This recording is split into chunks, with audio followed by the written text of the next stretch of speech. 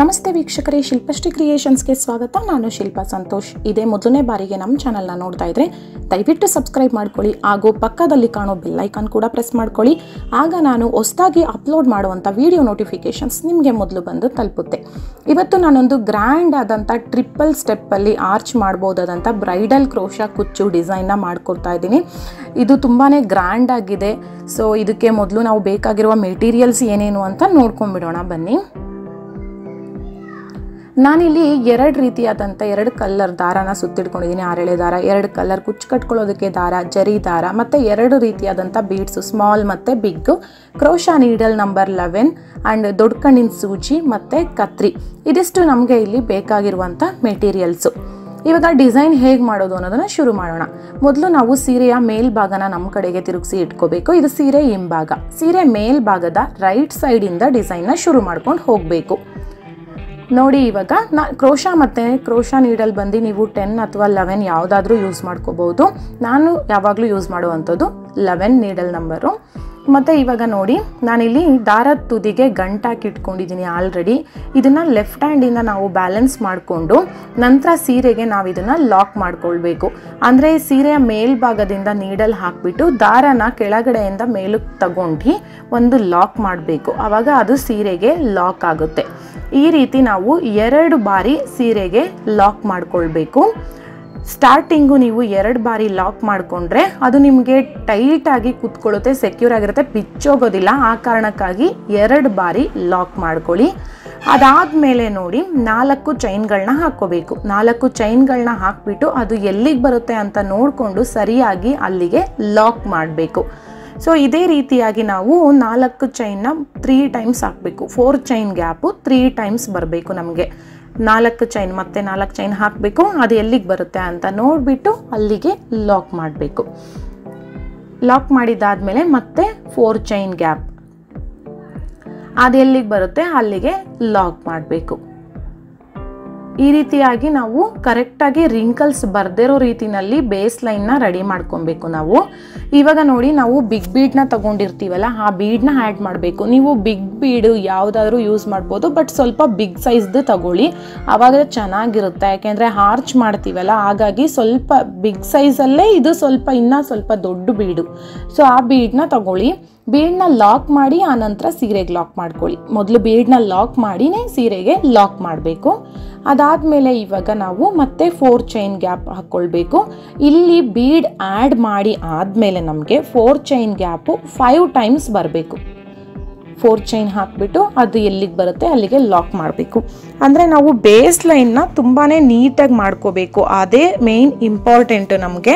ಯಾಕೆಂದರೆ ರಿಂಕಲ್ಸ್ ಬಂದರೆ ಇಡೀ ಡಿಸೈನೇ ನಿಮಗೆ ಹಾಳಾದಂಗೆ ಆಗಿಬಿಡುತ್ತೆ. ಸ್ಯಾರಿ ನಮಗೆ ರಿಂಕಲ್ಸ್ ಆಗಬಾರ್ದು. ರಿಂಕಲ್ಸ್ ಆಯಿತು ಅಂದರೆ ಸ್ಯಾರಿ ಎಲ್ಲ ಗುಡ್ಡೆ ಆಗಿಬಿಡುತ್ತೆ. ನಿಮಗೆ ರಿಂಕಲ್ಸ್ ಗೊತ್ತಾಗುತ್ತೆ, ಅದು ಒಂಥರ ಕಾಣಿಸುತ್ತೆ ಸೀರೆನಲ್ಲಿ. ಹಾಗಾಗಿ ಆದಷ್ಟು ರಿಂಕಲ್ಸ್ ಅವಾಯ್ಡ್ ಮಾಡಿ. ಈಗ 4 ಚೈನ್ ಗ್ಯಾಪ್ ನೀವು ಹಾಕ್ತೀರಾ ಅಂದ್ಕೊಳ್ಳಿ, ಆ ನೀಡಲ್ನ ಕರೆಕ್ಟಾಗಿ ಸ್ಟ್ರೈಟಾಗಿ ಇಟ್ಕೊಂಡು ಲಾಕ್ ಮಾಡಿ, ಅಥವಾ ಒಂದು ಚೂರು ಹಿಂದೆಗೇನೆ ಲಾಕ್ ಮಾಡಿ. ಏನು ಪ್ರಾಬ್ಲಮ್ ಆಗೋದಿಲ್ಲ, ನೀಟಾಗಿ ಬರುತ್ತೆ ಡಿಸೈನ್ ಕೂಡ. ಸೊ ಸ್ಟಾರ್ಟಿಂಗು ನಮಗೆ 4 ಚೈನ್ ಗ್ಯಾಪು 3 ಟೈಮ್ಸ್ ಬರಬೇಕು. ಸ್ಟಾರ್ಟಿಂಗ್ ಆ್ಯಂಡ್ ಎಂಡಿಂಗು ನಮಗೆ 4 ಚೈನ್ ಗ್ಯಾಪು 3 ಟೈಮ್ಸ್ ಬರಬೇಕು. ಅದಾದ ನಂತರ ನಾವು ಬೀಡ್ನ ಆ್ಯಡ್ ಮಾಡ್ತೀವಲ್ಲ, ಆ ಬೀಡ್ ಆ್ಯಡ್ ಮಾಡಿದ್ದಾದಮೇಲೆ ಮಿಡಲಲ್ಲಿ ನಮಗೆ 4 ಚೈನ್ ಗ್ಯಾಪು 5 ಟೈಮ್ಸ್ ಬರಬೇಕು. ಸ್ಟಾರ್ಟಿಂಗ್ ಮತ್ತು ಎಂಡಿಂಗ್ ಮಾತ್ರ 3 ಟೈಮ್ಸ್ ಬರಬೇಕು. ಸೊ ಈಗ 5 ಟೈಮ್ಸ್ ಆಗಿದೆ. ಆಗಿದ್ದಾದಮೇಲೆ ಇವಾಗ ನೋಡಿ, ನಾವು ಮತ್ತೆ ಒಂದು ಬೀಡ್ನ ಆ್ಯಡ್ ಮಾಡ್ಕೋಬೇಕು. ಬೀಡ್ನ ಆ್ಯಡ್ ಮಾಡಿಬಿಟ್ಟು ಬೀಡ್ನ ಲಾಕ್ ಮಾಡಿನೇ ಸೀರೆಗೆ ಲಾಕ್ ಮಾಡ್ಕೋಬೇಕು. ಬೀಡ್ನ ಆ್ಯಡ್ ಮಾಡಿ ಸೀರೆಗೆ ಲಾಕ್ ಮಾಡ್ಕೋಬೇಕು. ಲಾಕ್ ಮಾಡಿದಾದ್ಮೇಲೆ ಮತ್ತೆ 4 ಚೈನ್ ಗ್ಯಾಪು 5 ಟೈಮ್ಸ್ ಬರಬೇಕು. ನಮಗಿಲ್ಲಿ 4 ಚೈನ್ ಗ್ಯಾಪು 5 ಟೈಮ್ಸ್ ಬರಬೇಕು. ಇದು ಬ್ರೈಡಲ್ ಡಿಸೈನ್ ಆಗಿರೋದ್ರಿಂದ ನಮಗೆ ಸ್ವಲ್ಪ ವರ್ಕ್ ಟೈಮ್ ತುಂಬಾ ಹಿಡಿಯುತ್ತೆ. ಏಕೆಂದರೆ 3 ಸ್ಟೆಪ್ ಆರ್ಚ್ ಮಾಡ್ತಾ ಇರೋದು, ಆ್ಯಂಡ್ ಒಂದೊಂದು ಸ್ಟೆಪ್ ಆರ್ಚು ಕೂಡ ನಿಮಗೆ ಡಿಫ್ರೆಂಟಾಗಿ ಬರುತ್ತೆ. ಬೇರೆ ಬೇರೆ ಡಿಸೈನ್ಸ್ನ ಇನ್ಕ್ಲೂಡ್ ಮಾಡಿರೋವಂಥ ಡಿಸೈನ್ ಇದು. ಸೊ ಎಲ್ಲನೂ ಡಿಫ್ರೆಂಟಾಗೇ ಅನಿಸುತ್ತೆ ನಿಮಗೆ. ಸೊ ಇವಾಗ ನೋಡಿ, 4 ಚೈನ್ ಗ್ಯಾಪು ನಾನಿಲ್ಲಿ 5 ಟೈಮ್ಸ್ ಹಾಕ್ಕೊಳ್ತಾ ಇದ್ದೀನಿ. ಮತ್ತು ನೀವು 4 ಚೈನ್ ಗ್ಯಾಪು 5 ಟೈಮ್ಸ್ ಹಾಕ್ಕೊಳ್ಬೇಕಲ್ಲ, ಅದನ್ನು ಕೂಡ ಕರೆಕ್ಟಾಗಿ ಕೌಂಟ್ ಮಾಡ್ಕೊಂಡು ಮಾಡ್ಕೊಳ್ಳಿ. ಕೆಲವೊಮ್ಮೆ ನಮಗೆ ಮಿಸ್ ಆಗೋ ಚಾನ್ಸಸ್ ಕೂಡ ಇರುತ್ತೆ. ಯಾಕೆಂದರೆ ನಾವು 4 ಚೈನ್ ಗ್ಯಾಪು 4 ಟೈಮ್ಸೇ ಹಾಕ್ಕೊಂಡ್ಬಿಟ್ಟಿರ್ತೀವಿ, 5 ಟೈಮ್ಸ್ ಹಾಕಿದ್ದೀವಿ ಅಂದ್ಕೊಳ್ತೀವಿ. ಸೊ ಅದಕ್ಕೆ ಒಂದಲ್ಲ 2 ಬಾರಿ ನೀವು ಕರೆಕ್ಟಾಗಿ ನೋಡಿಕೊಂಡು ಕೌಂಟ್ ಮಾಡ್ಕೊಳ್ಳಿ. 4 ಚೈನ್ ಗ್ಯಾಪು 5 ಟೈಮ್ಸೇ ಹಾಕಿದ್ದೀವಾ ಅಂತ ನೀಟಾಗಿ ನೋಡಿಬಿಟ್ಟು ಅದಾದಮೇಲೆ ಬೀಡನ್ನ ಆ್ಯಡ್ ಮಾಡಿ. ನೀವು ಅಕಸ್ಮಾತ್ ಮಿಡಲಲ್ಲಿ ಆ ಥರ ಮಾಡ್ಕೊಂಡ್ಬಿಟ್ಟಿದ್ದೀರಾ, ಏನಾದರೂ ಎಂಡಿಂಗ್ ಹೋಗ್ಬಿಟ್ಟಿದ್ದೀರಾ, ಫಸ್ಟ್ ಬೇಸ್ ಲೈನಲ್ಲೇ ನೋಡ್ಕೊಂಡ್ರಿ ಅಂದರೆ ಅಟ್ಲೀಸ್ಟ್ ಬಿಚ್ಚಿ ನಾವು ಮಾಡ್ಕೋಬೋದು. ಅಥವಾ ಡಿಸೈನ್ ಆರ್ಚ್ ಮಾಡುವಾಗ ನೋಡ್ಕೊಂಡ್ರಿ ಅಂದರೆ ಆಮೇಲೆ ಅದಿದ್ದು ಪ್ರಾಬ್ಲಮ್ ಆಗುತ್ತೆ. ಸೊ ಕರೆಕ್ಟಾಗಿ ಮಿಸ್ ಮಾಡ್ದಿರಾ ಮಾಡ್ಕೊಳ್ಳಿ. ಇವಾಗ ಫಸ್ಟ್ ಬೇಸ್ ಲೈನ್ ನಾನು ಕಂಪ್ಲೀಟ್ ಮಾಡ್ಕೊಂಡಿದ್ಮೇಲೆ ನೆಕ್ಸ್ಟ್ ಸೆಕೆಂಡ್ ಸ್ಟೆಪ್ಪು ನಾನು ಕಲರ್ ಚೇಂಜ್ ಮಾಡ್ಕೊಂಡಿದ್ದೀನಿ. ಸೊ ಇದು ಸೀರೆನಲ್ಲಿ ಸ್ವಲ್ಪ ಏನೋ ಡಿಸೈನ್ ಇದಾಗಿದ್ದರಿಂದ ನಾನು ಕಲರ್ ಚೇಂಜ್ ಮಾಡಿಕೊಂಡೆ. ಬೇಸಲ್ಲಿ ಬ್ರೌನ್ ಮಾಡ್ಕೊಂಡಿದ್ದೆ. ಇಲ್ಲಿ 2 ಬಾರಿ ನಾನು ಸ್ಟಾರ್ಟಿಂಗು ಲಾಕ್ ಮಾಡ್ಕೊಂಡಿದ್ದೀನಿ. ಲಾಕ್ ಮಾಡ್ಕೊಂಡಾದಮೇಲೆ 4 ಚೈನ್ ಗ್ಯಾಪು ಕೆಳಗಡೆ 4 ಚೈನ್ ಬರಬೇಕು. ಮತ್ತು ಲಾಕ್ ಎಲ್ಲಿದೆ ಆ ಲಾಕ್ ಮೇಲೆ ಲಾಕ್ ಮಾಡಬೇಕು. ಅದಾದಮೇಲೆ ಮತ್ತೆ 4 ಚೈನ್ ಗ್ಯಾಪ್ನ ಹಾಕ್ಕೊಳ್ಬೇಕು. ಲಾಕ್ ಮೇಲೆ ಲಾಕ್ನ ಮಾಡಬೇಕು. ಇಲ್ಲಿ ಸ್ಟಾರ್ಟಿಂಗಲ್ಲಿ ನಮಗೆ 2 ಟೈಮ್ಸು 4 ಚೈನ್ ಗ್ಯಾಪ್ ಬರುತ್ತೆ. ಸ್ಟಾರ್ಟಿಂಗಲ್ಲಿ 2 ಟೈಮ್ಸ್ ಬರುತ್ತೆ. ಅದಾದಮೇಲೆ ನೋಡಿ ನಾವಿವಾಗ ನೆಕ್ಸ್ಟು ನಮಗೆ ಬೀಡ್ ಕೆಳಗಡೆ ಒಂದು ಥ್ರೆಡ್ ಇರುತ್ತಲ್ಲ, ಬೀಡನ್ನ ಲಾಕ್ ಮಾಡಿ ನಾವು ಆಮೇಲೆ ಸೀರೆಗೆ ಲಾಕ್ ಮಾಡಿರ್ತೀವಲ್ಲ, ಸೊ ಕೆಳಗಡೆ ನಿಮಗೊಂದು ಥ್ರೆಡ್ ಬಂದಿರುತ್ತೆ. ಆ ಥ್ರೆಡ್ಡಿಗೆ ನಾವು ಟ್ರಿಪಲ್ ಕ್ರೋಶೆಟ್ನ ಮಾಡ್ಕೊಳ್ಬೇಕು. ಸೊ ನಮಗಿಲ್ಲಿ ಏನು ಗೊತ್ತಾ, ಎಷ್ಟು ಇಡಿಸುತ್ತೆ ಅಷ್ಟು ಮಾಡ್ಕೋಬೇಕು ಆ ಥರ ಏನಿಲ್ಲ. ನೀವು ಅಟ್ಲೀಸ್ಟ್ 18 ಮಾಡ್ಕೋಬೇಕು, ಇಲ್ಲ 21 ಮಾಡ್ಕೋಬೇಕು ಕಂಬನ. ಅದು ಮಾತ್ರ ಮಿಸ್ ಮಾಡೋಂಗಿಲ್ಲ. ಯಾಕೆಂದರೆ ಸೆಕೆಂಡ್ ಸ್ಟೆಪ್ಪಿಗೆ ನಮಗೆ ಪ್ರಾಬ್ಲಮ್ ಆಗುತ್ತೆ. ಅದಕ್ಕೋಸ್ಕರ 18 ಕಂಬನ ಮಾಡ್ಕೊಳ್ಳಿ ಅಥವಾ 21 ಕಂಬನ ಮಾಡ್ಕೊಳ್ಳಿ. ಸೊ ಇದನ್ನು ನಾವು ಮಿಸ್ ಮಾಡೋಂಗಿಲ್ಲ. ನಾನಿಲ್ಲಿ ಟ್ರಿಪಲ್ ಕ್ರೋಶೆಟ್ಟು 21 ಕಂಬಗಳನ್ನ ಮಾಡ್ಕೊಳ್ತಾ ಇದ್ದೀನಿ. ಅದು ನಮಗೆ 21 ಕಂಬಗಳು ನೀಟಾಗಿ ಅದರೊಳಗಡೆ ಟೈಟಾಗಿ ಕರೆಕ್ಟಾಗಿ ಕೂತ್ಕೊಳ್ಳುತ್ತೆ. ಮತ್ತು ಆರ್ಚ್ ಕೂಡ ತುಂಬ ಸ್ಟಿಫಾಗಿ ಬರುತ್ತೆ. ಅದಕ್ಕೋಸ್ಕರ ನೀವು ಬೀಡ್ ಸೈಜ್ ಏನಾದರೂ ಸ್ವಲ್ಪ ಸ್ಮಾಲ್ ತೊಗೊಂಡಿದ್ದೀರಾ ಅಂದರೆ ನಿಮಗೆ ಥ್ರೆಡ್ಡು ಸ್ವಲ್ಪ ಕಡಿಮೆ ಬರುತ್ತೆ. ಅವಾಗ ನೀವು 18 ಮಾಡ್ಕೊಳ್ಳಿ. ಇಲ್ಲ ಇದೇ ರೀತಿಯಾದಂಥ ದೊಡ್ಡ ಬೀಡ್ ತೊಗೊಂಡಿದ್ದೀರಾ ಅಂದರೆ 21 ಮಾಡ್ಕೊಳ್ಳಿ, ಕರೆಕ್ಟಾಗಿ ಬರುತ್ತೆ.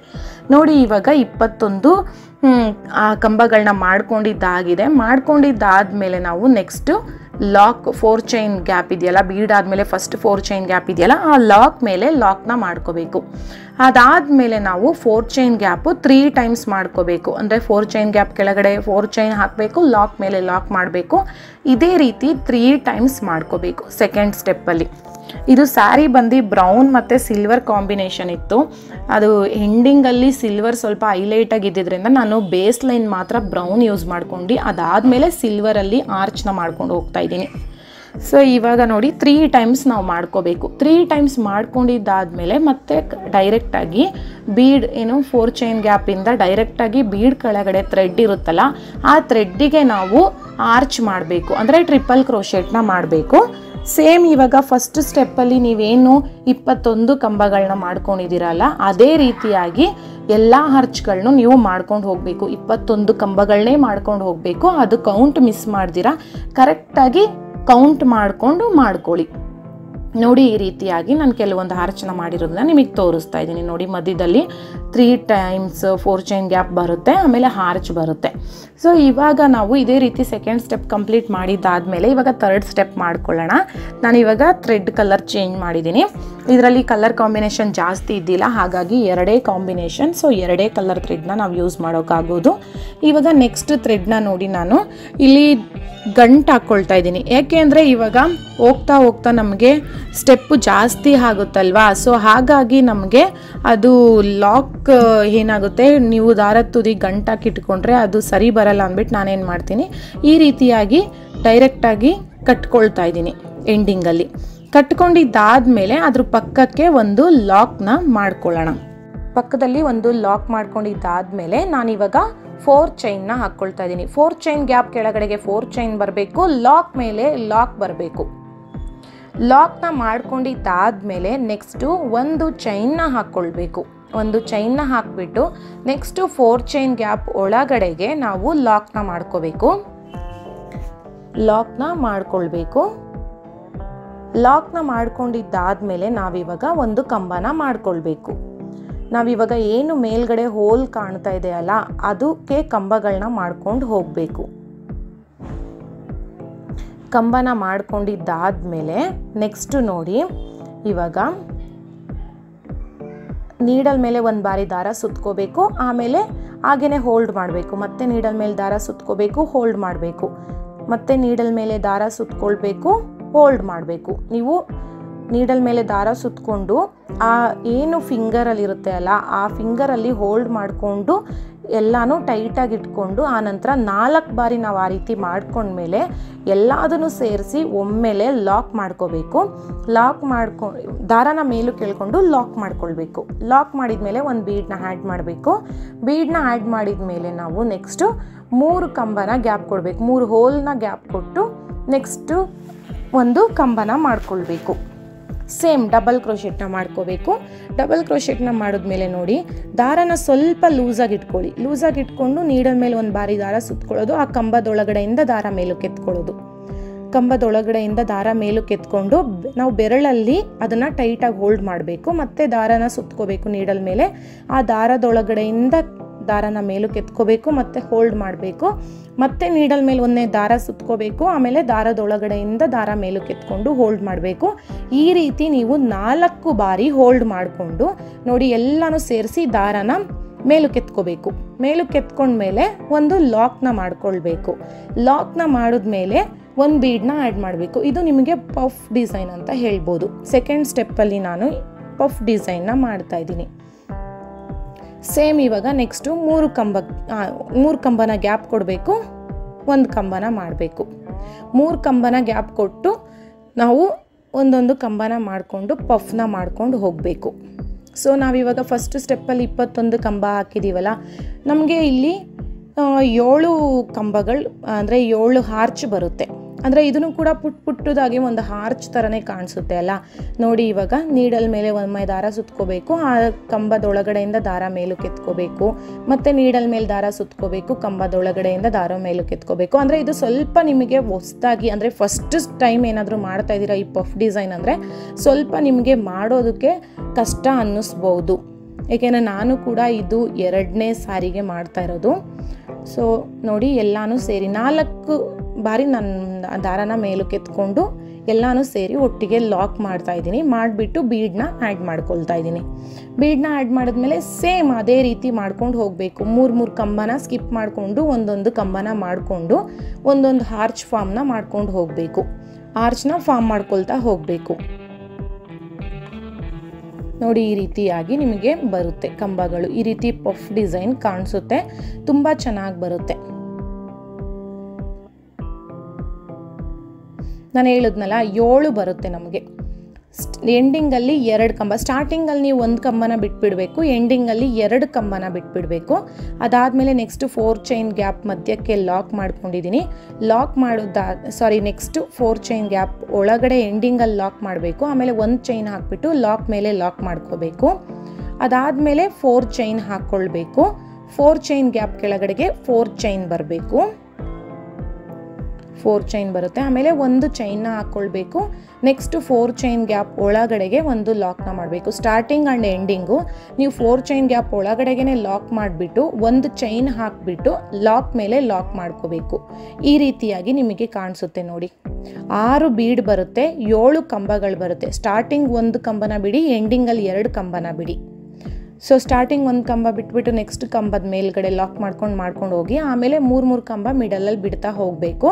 ಇವಾಗ ನೋಡಿ ಈ ರೀತಿ ನಾನು ಸೆಕೆಂಡ್ ಸ್ಟೆಪ್ ಕಂಪ್ಲೀಟ್ ಮಾಡಿದ ಮೇಲೆ ನೆಕ್ಸ್ಟ್ 3rd ಸ್ಟೆಪ್ಪಲ್ಲಿ ಸಿಲ್ವರ್ ಕಲರ್ ದಾರನೇ ತೊಗೊಂಡಿದ್ದೀನಿ. ಇದರಲ್ಲಿ ನಾನು ಹೇಳಿದಾಗೆ ಕಲರ್ ಕಾಂಬಿನೇಷನ್ ಜಾಸ್ತಿ ಇಲ್ಲ, silver and brown and gold. So gold ಬೀಡ್ಸ್ನ ಯೂಸ್ ಮಾಡೋದ್ರಿಂದ ನಾನು ಸಿಲ್ವರ್ ಆ್ಯಂಡ್ ಬ್ರೌನ್ ಕಲರ್ ಥ್ರೆಡ್ನ ಯೂಸ್ ಮಾಡಿದ್ದೀನಿ. ಈಗ ಸೇಮು ನಾವು ಥ್ರೆಡ್ನ ಲಾಕ್ ಮಾಡ್ಕೊಳ್ಬೇಕು. ನಾನು ಥ್ರೆಡ್ ತುದಿಗೇನು ಇಲ್ಲಿ ಗಂಟು ಹಾಕಿ ಇಟ್ಕೊಂಡಿಲ್ಲ, ಡೈರೆಕ್ಟಾಗಿ ದಾರನ ಪೂರ್ತಿ ಮೇಲಕ್ಕೆ ಎತ್ಕೊಂಡು ನಾನು ಈ ರೀತಿ ಕಟ್ಕೊಳ್ತಾ ಇದ್ದೀನಿ. ನೀವು 2 ರೀತಿನಲ್ಲೂ ಮಾಡ್ಕೋಬೋದು. ದಾರದ ತುದಿಗೆ ಗಂಟು ಹಾಕಿಟ್ಕೊಂಡು ಅಲ್ಲಿ ಹೆಡ್ಜಲ್ಲಿ ಕೂರಿಸಿ ಲಾಕ್ ಮಾಡಿ 2 ಬಾರಿ ಲಾಕ್ ಮಾಡ್ಕೊಳ್ಬೋದು. ಅಥವಾ ಡೈರೆಕ್ಟಾಗಿ ದಾರನ ಪೂರ್ತಿ ನಾವು ಈ ರೀತಿ ಮೇಲಕ್ಕೆ ಎತ್ಕೊಂಡು ಡೈರೆಕ್ಟಾಗಿ ಸೀರೆಗೇ ಲಾಕ್ ಮಾಡೋ ಅಂದರೆ ಗಂಟುಗಳನ್ನ ಹಾಕ್ಕೋಬೋದು. 2-3 ಬಾರಿ ಟೈಟಾಗಿ ಕಟ್ಕೊಂಡ್ಬಿಡೋದು. ಈ ರೀತಿ 2 ರೀತಿನಲ್ಲೂ ನಾವು ದಾರನ ಲಾಕ್ ಮಾಡ್ಬೋದು ಸ್ಟಾರ್ಟಿಂಗಲ್ಲಿ. ನೋಡಿ ಇವಾಗ ಈ ರೀತಿ ಲಾಕ್ ಮಾಡಿದ್ದಾದಮೇಲೆ ಅದು ಮತ್ತೆ ಒಂದು ಲಾಕ್ನ ಮಾಡ್ಕೊಂಡ್ಬಿಡೋಣ.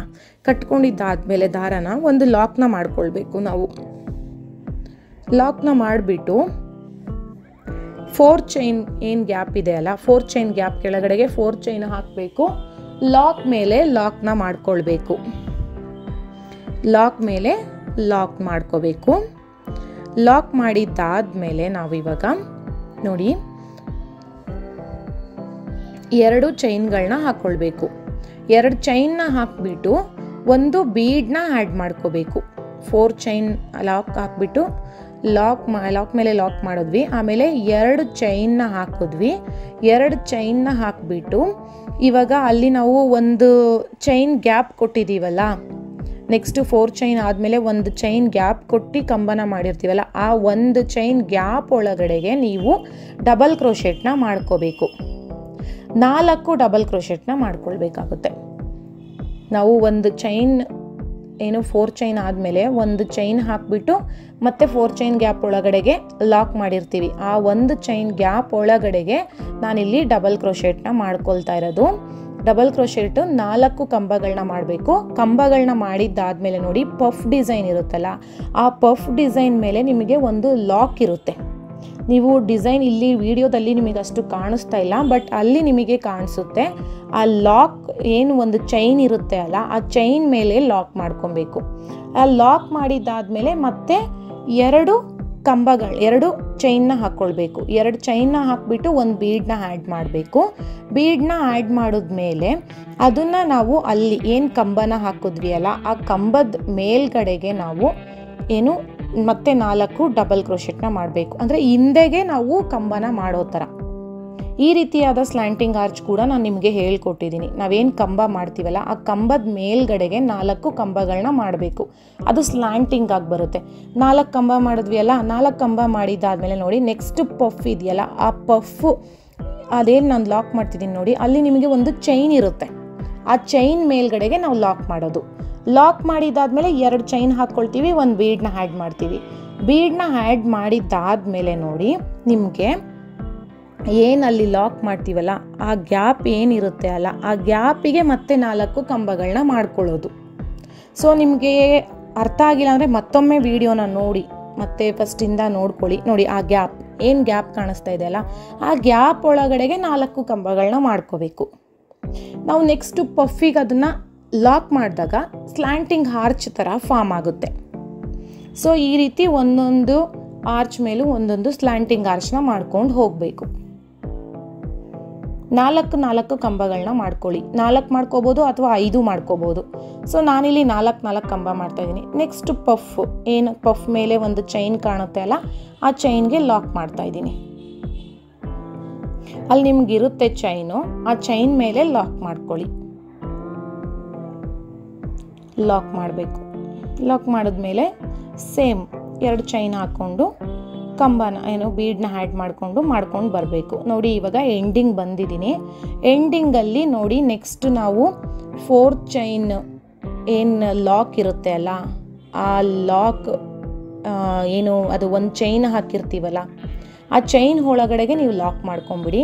ಲಾಕ್ ಮಾಡಿದ್ದಾದಮೇಲೆ ಮತ್ತೆ ಲಾಕ್ ಮೇಲೆ ಒಂದು ಲಾಕ್ ಮಾಡ್ಕೊಳ್ಳಿ. ಅದಾದಮೇಲೆ 4 ಚೈನ್ ಗ್ಯಾಪ್ ಬರುತ್ತೆ, ಮತ್ತೆ ಲಾಕ್ ಮೇಲೆ ಲಾಕ್ ಬರುತ್ತೆ.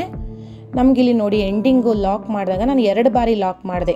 ಎಂಡಿಂಗಲ್ಲೂ ಕೂಡ ನಾವು ಒಂದು ಚೈನ್ ಹಾಕಿಬಿಟ್ಟು ನೆಕ್ಸ್ಟು ಲಾಕ್ ಮಾಡಿರ್ತೀವಿ. ಆ ಒಂದು ಚೈನ್ ಗ್ಯಾಪ್ ಒಳಗಡೆಗೆ ಒಂದು ಲಾಕ್ ಮಾಡಿಕೊಂಡು ಆಮೇಲೆ ಲಾಕ್ ಮೇಲೆ ಲಾಕ್ ಮಾಡಿ.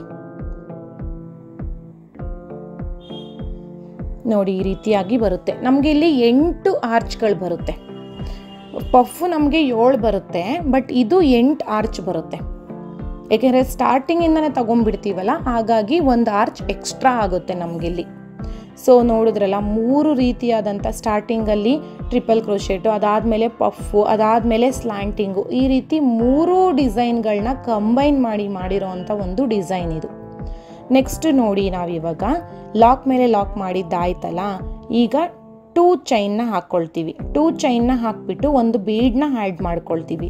ಬೀಡನ್ನ ಆ್ಯಡ್ ಮಾಡಿದ್ದಾದಮೇಲೆ ನಮಗಿಲ್ಲಿ ಒಂದು ಲಾಕ್ ಮಾಡಿರ್ತೀವಿ.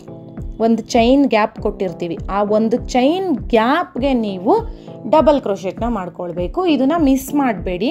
ಸೊ ಕರೆಕ್ಟಾಗಿ ನೋಡಿ ಮಾಡ್ಕೊಳ್ಳಿ. ನಾನು ಹೇಳ್ತಾ ಇರೋದು ನಿಮ್ಗೆ ಅರ್ಥ ಆಗಿಲ್ಲ ಅಂದರೆ ವಿಡಿಯೋನ ಮತ್ತೊಮ್ಮೆ ನೋಡಿ, ಅಥವಾ ನಾನು ಹೇಳ್ತಾ ಇರೋದು ಕೂಡ ನಿಮ್ಗೆ ಅರ್ಥ ಆದರೆ ಅದು ಓಕೆ. ಸೊ ಒಂದಿಲ್ಲ 2 ಬಾರಿ ಅರ್ಥ ಆಗಿಲ್ಲ ಅಂದರೆ ನೋಡಿ ಮಾಡಿ, ಖಂಡಿತವಾಗ್ಲೂ ಅರ್ಥ ಆಗುತ್ತೆ. ಈಸಿಯಾಗಿದೆ. ಸ್ವಲ್ಪ ನಿಮಗೆ ಡಿಫಿಕಲ್ಟ್ ಅನ್ನಿಸ್ಬೋದು, ಆಮೇಲೆ ಈಸಿಯಾಗಿ ಬರುತ್ತೆ. 4 ಕಂಬ ಹಾಕಿದ್ಮೇಲೆ ನೋಡಿ, ಇವಾಗ ಆ ಪಫ್ ಮೇಲೆ ಚೈನ್ ಇರುತ್ತಲ್ಲ, ಆ ಚೈನ್ಗೆ ಲಾಕ್ ಮಾಡ್ಕೊಂಬಿಡಿ. ಲಾಕ್ ಮಾಡಿದ್ಮೇಲೆ 2 ಚೈನ್ಗಳನ್ನ ಹಾಕ್ಕೋಬೇಕು, ಒಂದು ಬೀಡನ್ನ ಆ್ಯಡ್ ಮಾಡ್ಕೋಬೇಕು. ಬೀಡನ್ನ ಆ್ಯಡ್ ಮಾಡಿದ್ಮೇಲೆ ನಾವು ಏನು ಆ ಆರ್ಚ್ನ ಮಾಡಿ ಲಾಕ್ ಮಾಡಿರ್ತೀವಲ್ಲ ಅಲ್ಲಿಗೆ ಮತ್ತೆ ಕಂಬನ ಮಾಡಬೇಕು. ಡಬಲ್ ಕ್ರೋಶೆಟ್ ಮಾಡ್ಕೊಳ್ಳೋದು ನೋಡಿ, ಈ ರೀತಿ ಆ ಗ್ಯಾಪ್ಗೆ ನಾವು ಡಬಲ್ ಕ್ರೋಶೆಟ್ನ ಮಾಡ್ಕೊಂಡು ಹೋಗಬೇಕು. 4 ಕಂಬ, ನೀವು 5 ಕೂಡ ಹಾಕ್ಕೋಬೋದು, ಸ್ವಲ್ಪ ದೊಡ್ಡದಾಗಿ ಕಾಣಿಸುತ್ತೆ ಆರ್ಚು. 4 ಹಾಕಿದ್ರೆ ಪುಟ್ಟದಾಗಿ ಕಾಣುತ್ತೆ. ಸೊ 5 ಅಥವಾ 4 ಎಷ್ಟು ಮಾಡ್ಕೊಂಡ್ರೂ ಓಕೆ, ಅದಕ್ಕಿಂತ ಜಾಸ್ತಿ ಬೇಡ. 4 ಆದರೂ ಮಾಡಿ ಅಥವಾ 5 ಆದರೂ ಮಾಡಿ. ಬಟ್ ನಾನಿಲ್ಲಿ 4 ಕಂಬಗಳನ್ನ ಮಾಡ್ಕೊಂಡಿದ್ದೀನಿ. ಇದೇ ರೀತಿ ನಾವು ಎಲ್ಲ ಆರ್ಚ್ಗಳನ್ನೂ ಕಂಟಿನ್ಯೂ ಮಾಡ್ಕೊಂಡು ಹೋಗೋಣ.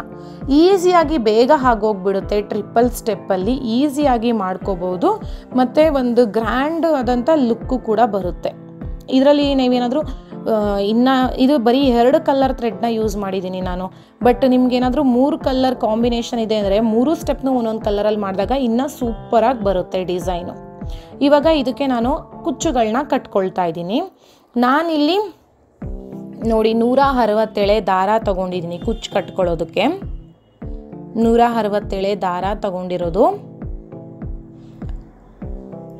167 ದಾರ ಅನ್ನೋದು ನಿಮಗೆ 327 ಆಗುತ್ತೆ ನೋಡಿ. ಇವಾಗ ಬ್ರೌನ್ ಕಲರು 167 ದಾರ ತೊಗೊಂಡಿದ್ದೀನಿ ನಾನು. ಎಂಡಿಂಗಲ್ಲಿ 2 ಸ್ಟೆಪ್ ಮಾತ್ರ ದಾರನ ಸೇರಿಸ್ಕೊಂಡಿದ್ದೀನಿ. 4 ಸ್ಟೆಪ್ ಬರುತ್ತೆ ನಮಗಿಲ್ಲಿ ಥ್ರೆಡ್ಡು, 4 ಸ್ಟೆಪ್ ಇರುತ್ತೆ. ಅದರಲ್ಲಿ 2 ಸ್ಟೆಪ್ ಮಾತ್ರ ತೊಗೊಂಡು ಕುಚ್ಚು ಕಟ್ಕೊತಾ ಇದ್ದೀನಿ. ನೀವು 4 ಸ್ಟೆಪ್ನ ತೊಗೋಬೋದು ಅಥವಾ 2 ಸ್ಟೆಪ್ ಆದರೂ ತೊಗೊಳ್ಬೋದು. ಮತ್ತು ನೋಡಿ, ನಾವು ಇವಾಗ ಈ ರೀತಿ ಕುಚ್ಚು ಕಟ್ಕೊಳ್ಳುವಾಗ ನಾವೇನು ಸ್ಟಾರ್ಟಿಂಗಲ್ಲಿ ಏನು ಗಂಟುಗಳನ್ನ ಹಾಕಿಬಿಟ್ಟು ಥ್ರೆಡ್ನ ಎಕ್ಸೆಸ್ ಬಿಟ್ಟಿರ್ತೀವಲ್ಲ, ಆ ಥ್ರೆಡ್ನ ನೀವು ಈ ರೀತಿ ಕುಚ್ಚು ಒಳಗಡೆಗೆ ಸೇರಿಸ್ಕೊಂಡ್ಬಿಡ್ಬೋದು ಕುಚ್ಚು ಕಟ್ಟುವಾಗ. ಆವಾಗ ನೀವು ಗ್ಲೂ ಹಾಕಿ ಅಂಟಿಸ್ಬೇಕು ಅನ್ನೋದು ಇರೋದಿಲ್ಲ. ಈ ರೀತಿ ಸೇರ್ಕೊಂಡ್ಬಿಡುತ್ತೆ ಥ್ರೆಡ್ ಒಳಗಡೆಗೆ. ನೆಕ್ಸ್ಟ್ ಸೇರಿಸ್ಕೊಂಡು ಜರಿ ದಾರದಿಂದ ಟೈಟಾಗಿ ಕಟ್ಕೊಳ್ಳಿ. ಮತ್ತು ನಾನಿಲ್ಲಿ ಸ್ವಲ್ಪ ಲೆಂತ್ ತಗೊಳ್ತಾ ಇದ್ದೀನಿ ಕುಚ್ಚನ್ನ. ಯಾಕೆ ಅಂದರೆ ನಾನಿಲ್ಲಿ ನೆಕ್ಸ್ಟ್ ಮತ್ತೆ ಬೀಡನ್ನ ಅದರೊಳಗಡೆಗೆ ಹಾಕ್ಬಿಟ್ಟು ಇನ್ನೂ ಒಮ್ಮೆ ಸ್ವಲ್ಪ ಡಿಸೈನ್ನ ಚೇಂಜ್ ಮಾಡ್ತಾ ಇದ್ದೀನಿ ಕುಚ್ಚು ಕಟ್ಕೊಳ್ಳೋದಕ್ಕೆ. ಅದಕ್ಕೋಸ್ಕರ ಸ್ವಲ್ಪ ಉದ್ದ ತಗೊಂಡಿದ್ದೀನಿ ಕುಚ್ಚುಗಳನ್ನ. ಜರಿ ದಾರದಿಂದ ನೋಡಿ ಆ ಥ್ರೆಡ್ ನಾವು ಎಕ್ಸೆಸ್ ಥ್ರೆಡ್ನ ಒಳಗಡೆ ಸೇರಿಸ್ಕೊಂಡಿದ್ವಲ್ಲ, ಅದನ್ನು ಥ್ರೆಡ್ನ ಹಿಂದ್ಗಡೆ ಕೂರಿಸ್ಕೊಂಡ್ಬಿಟ್ಟು ಕಟ್ಕೊಂಬಿಡಿ. ಹಿಂದ್ಗಡೆ ಕೂರಿಸ್ಕೊಂಡ್ಬಿಟ್ರೆ ನಿಮ್ಗೇನು ಕಾಣಿಸೋದಿಲ್ಲ. ಇವಾಗ ನೋಡಿ, ನಾನು ಜರಿ ದಾರ ಈಗ ಥ್ರೆಡ್ನ ನಾನು ಕಟ್ ಮಾಡ್ಕೊಂಡಿಲ್ಲ. ಕಟ್ ಮಾಡ್ಕೊಳ್ದಿರ ನೋಡಿ ಈ ರೀತಿ 2 ಭಾಗ ಇರುತ್ತೆ ಅಲ್ಲ, ಆ 2 ಭಾಗನ ಸೆಪ್ರೇಟ್ ಮಾಡಿಬಿಟ್ಟು ಅದ್ರ ಮಧ್ಯಕ್ಕೆ ಬೀಡನ್ನ ಕೂರಿಸ್ಕೋಬೇಕು. ಅದ್ರ ಮಧ್ಯಕ್ಕೆ ಬೀಡನ್ನ ಕೂರಿಸ್ಕೊಳ್ತಾ ಇದ್ದೀನಿ. ಕೂರಿಸ್ಕೊಂಡ್ಬಿಟ್ಟು ಆ ಬೀಡನ್ನ ಫುಲ್ಲು ಥ್ರೆಡ್ಡಿಂದ ಕವರ್ ಮಾಡಬೇಕು. ನಮಗೆ ಬೀಡ್ ಆಚೆ ಕಡೆಗೆ ಕಾಣಿಸ್ಬಾರ್ದು. ಆ ರೀತಿ ನೀಟಾಗಿ ಅದನ್ನು ಬೀಡನ್ನ ಕವರ್ ಮಾಡ್ಕೋಬೇಕು. ಮತ್ತು ಅದನ್ನು ರೌಂಡ್ ಶೇಪಲ್ಲೇ ಮಾಡ್ಕೋಬೇಕು. ನೀಟಾಗಿ ಕರೆಕ್ಟಾಗಿ ಕವರ್ ಮಾಡ್ಕೋಬೇಕು. ಕವರ್ ಮಾಡಿಕೊಂಡು ನೆಕ್ಸ್ಟ್ ನೋಡಿ, ಜರಿ ದಾರ ಕೂಡ ನಾನು ಕಟ್ ಮಾಡ್ಕೊಂಡಿಲ್ಲ. ಡೈರೆಕ್ಟಾಗಿ ಹಂಗೆ ಕಂಟಿನ್ಯೂ ಮಾಡ್ಕೊಂಡು ಕುಚ್ಚನ್ನ ಕಟ್ಕೊಳ್ತಾ ಇದ್ದೀನಿ. ಈ ರೀತಿಯಾಗಿ ಕುಚ್ಚನ್ನ ಕಟ್ಕೊಳ್ಬೇಕು. ಸೇಮ್ ನೀವು ಫಸ್ಟಿಗೆ ಹೆಂಗೆ ಕುಚ್ಚನ್ನ ಕಟ್ಕೊಂಡ್ರಿ ಅಲ್ಲ, 2 ಬಾರಿ ಸುತ್ಕೊಂಡ್ಬಿಟ್ಟು 1-2 ಬಾರಿ ಗಂಟುಗಳನ್ನ ಹಾಕ್ಕೊಂಡು ಟೈಟಾಗಿ ಕಟ್ಕೊಂಡ್ಬಿಡೋದು. ಈ ರೀತಿ ಕಟ್ಕೊಂಡಿದ್ದಾದಮೇಲೆ ನಾವು ಆ ಸೂಜಿನ ಆ ಗಂಟೊಳಗಡೆಯಿಂದ ಕೆಳಗೆ ಎತ್ಕೊಳ್ಳೋಣ. ಆವಾಗ ನಿಮಗೆ ಜರಿ ದಾರ ಬಿಚ್ಚೋಗೋ ಚಾನ್ಸಸ್ ಇರೋದಿಲ್ಲ. ನೀವು ಗಂಟು ಹಾಕ್ಬಿಟ್ಟು ಎಡ್ಜಿಗೆ ಕಟ್ ಮಾಡಿದ್ರೆ ಜರಿ ದಾರ ಬಿಚ್ಚೋಗ್ಬಿಡುತ್ತೆ. ಸೊ ಹಾಗಾಗಿ ಗಂಟೊಳಗಡೆಯಿಂದ ಸೂಜಿನ ಕೆಳಗೆ ಎತ್ಕೊಳ್ಳಿ. ಆಮೇಲೆ ಸ್ವಲ್ಪ ಗ್ಯಾಪ್ ಕೊಟ್ಬಿಟ್ಟು ಕುಚ್ಚುಗೆ ದಾರನ ಕಟ್ ಮಾಡ್ಕೊಳ್ಳೋಣ. ನೋಡಿ ಈ ರೀತಿಯಾಗಿ ಕಾಣಿಸುತ್ತೆ ನಿಮಗೆ. ಸೊ ಇದೇ ರೀತಿಯಾಗಿ ನಾನು ಎಲ್ಲ ಕುಚ್ಚುಗಳನ್ನು ಕಟ್ಕೊಂಡಿದ್ದೀನಿ. ಸೊ ಎಲ್ಲ ಕುಚ್ಚುಗಳನ್ನು ಕಟ್ಕೊಂಡಿದ್ದಾದಮೇಲೆ ನಿಮಗೆ ಫೈನಲ್ ಲುಕ್ಕು ಈ ರೀತಿ ಬರುತ್ತೆ. ಇದಕ್ಕೆ ಬೇಕಾದರೆ ನೀವು ಫಸ್ಟ್ ಸ್ಟೆಪ್ಪಲ್ಲಿ ನಾವು ಟ್ರಿಪಲ್ ಕ್ರೋಶೆಟ್ ಮಾಡಿದ್ದೀವಲ್ಲ ಅಲ್ಲಿ ಬೇಕಾದರೆ ನೀವು ಸ್ಟೋನ್ ಚೈನ್ನ ಸ್ಟಿಕ್ ಮಾಡ್ಕೋಬಹುದು. ಸೆಕೆಂಡ್ ಪಫ್ಗೆ ಮತ್ತು ಸ್ಲ್ಯಾಂಟಿಂಗ್ ಆರ್ಚ್ಗೆ ಆಗಲ್ಲ. ಫಸ್ಟು ಏನು ಟ್ರಿಪಲ್ ಕ್ರೋಶೆಟ್ ಕಂಬಗಳನ್ನ ಮಾಡಿದ್ದೀವಲ್ಲ ಅಲ್ಲಿಗೆ ಬೇಕಾದರೆ ಸ್ಟೋನ್ ಚೈನ್ನ ಸ್ಟಿಕ್ ಮಾಡಿಕೊಂಡ್ರೆ ಒಂದು ಗ್ರ್ಯಾಂಡ್ ಆದಂಥ ಲುಕ್ ಬರುತ್ತೆ, ಇನ್ನೂ ಒಂದು ಗ್ರ್ಯಾಂಡ್ ಲುಕ್ ಬರುತ್ತೆ. ಸೊ ಕಂಪ್ಲೀಟ್ ಆದಮೇಲೆ ನಿಮಗೆ ಈ ರೀತಿಯಾಗಿ ಕಾಣಿಸುತ್ತೆ. 3 ಸ್ಟೆಪ್ಪು ಟ್ರಿಪಲ್ ಸ್ಟೆಪ್ಪಲ್ಲಿ 3 ಸ್ಟೆಪ್ಪು ಡಿಫ್ರೆಂಟ್ ಆದಂಥ ಡಿಸೈನ್ ಬಂದಿದೆ. ತುಂಬಾ ಗ್ರ್ಯಾಂಡಾಗಿ ತುಂಬಾ ಚೆನ್ನಾಗಿ ಕಾಣಿಸ್ತಾ ಇತ್ತು ಡೈರೆಕ್ಟಾಗಿ. ಈ ಡಿಸೈನ್ ನಿಮಗೆ ಇಷ್ಟ ಆಗಿದರೆ ದಯವಿಟ್ಟು ಲೈಕ್ ಮಾಡಿ, ಆದಷ್ಟು ನಿಮ್ಮ ಫ್ಯಾಮಿಲಿ ಫ್ರೆಂಡ್ಸ್ ಜೊತೆಗೂ ಕೂಡ ಶೇರ್ ಮಾಡ್ಕೊಳ್ಳಿ. ಹಾಗೂ ಡಿಸೈನ್ ಹೇಗಿತ್ತು ಅನ್ನೋದನ್ನು ಕಮೆಂಟ್ ಮಾಡಲು ಮರಿಬೇಡಿ ವೀಕ್ಷಕರೇ. ಇದೇ ಮೊದಲನೇ ಬಾರಿಗೆ ನಮ್ಮ ಚಾನಲ್ನ ನೋಡ್ತಾ ಇದ್ದರೆ ದಯವಿಟ್ಟು ಸಬ್ಸ್ಕ್ರೈಬ್ ಮಾಡ್ಕೊಳ್ಳಿ, ಹಾಗೂ ಪಕ್ಕದಲ್ಲಿ ಕಾಣೋ ಬೆಲ್ಲೈಕಾನ್ ಕೂಡ ಪ್ರೆಸ್ ಮಾಡ್ಕೊಳ್ಳಿ. ಆಗ ನಾನು ಹೊಸದಾಗಿ ಅಪ್ಲೋಡ್ ಮಾಡುವಂಥ ವಿಡಿಯೋ ನೋಟಿಫಿಕೇಷನ್ಸ್ ನಿಮಗೆ ಮೊದಲು ಬಂದು ತಲುಪುತ್ತೆ. ಹಾಗೂ ಈ ವಿಡಿಯೋ ನೋಡಿದ್ದಕ್ಕಾಗಿ ತುಂಬ ಧನ್ಯವಾದಗಳು ವೀಕ್ಷಕರೇ.